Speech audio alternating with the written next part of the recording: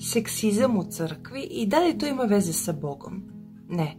Bog skroz drugačije definiše žene. Danas čujemo nemoj ići u crkvu zato što imaš ciklus, jer verovatno misle da su u Starom Zavetu. A Isus kad se prvi put objavio kao Bog, objavio se ženi Samarijanki.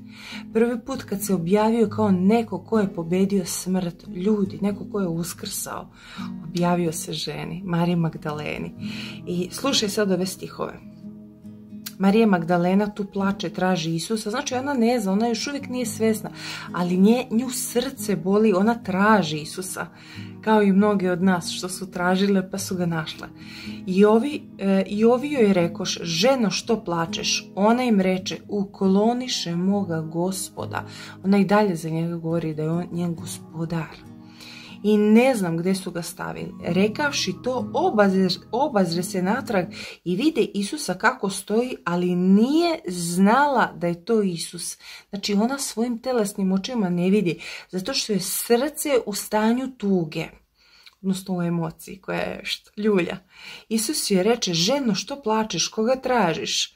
Jako su mi dobre ove Isusove fore gdje se on pravi ludi, pušta ljude, da se izlupetaju. Misleći da je to vetar, ona mu reče, slušaj, misleći da je to vetar, ona mu reče, Gospodine, ako si ga ti odneo, reci mi gdje si ga stavio, pa ću ga ja uzeti. Vidi milice jedne, ona želi njega da uzme. Reče joj Isus, slušaj ove reči, Marija.